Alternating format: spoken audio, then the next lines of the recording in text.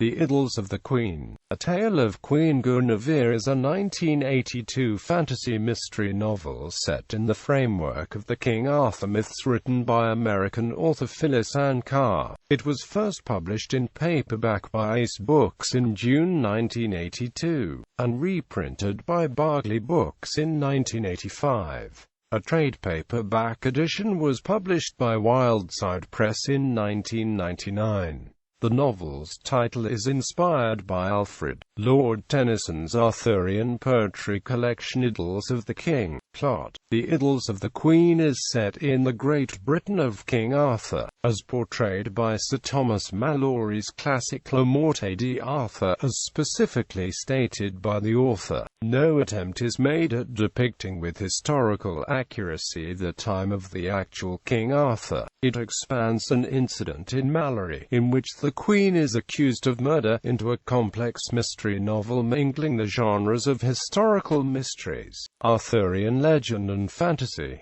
Although set in a magical world, the puzzle is unraveled through straight investigation with no sorcerous shortcuts. The obscure knight Sir Patris is poisoned at a dinner party given by Queen Guenevere in Camelot, and Sir Mador, the dead knight's cousin, accuses the Queen of the murder.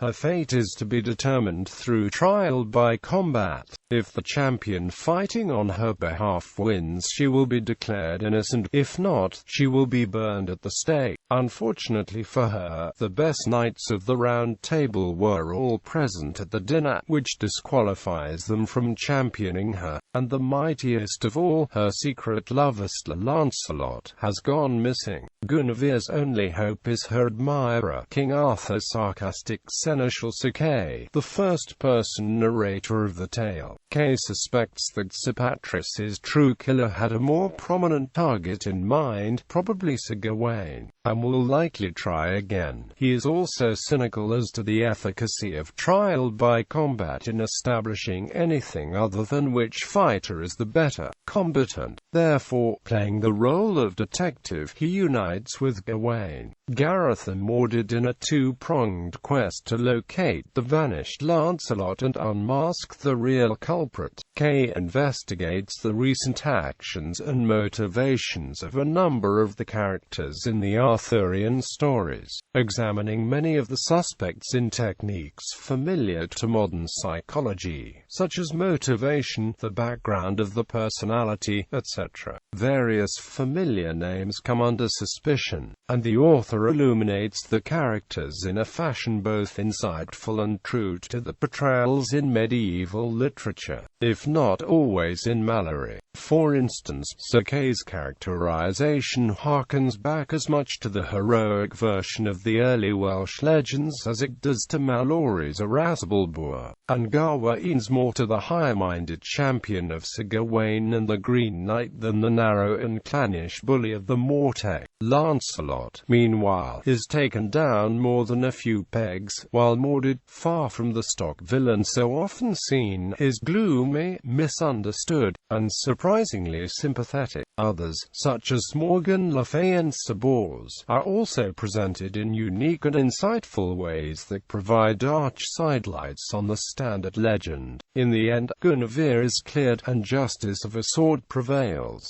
The book ends with Sir Kay, who is himself deeply in love with the Queen, and bitterly jealous of Lancelot, sitting down to play chess with her, and contenting himself with at least having a deep though platonic relationship.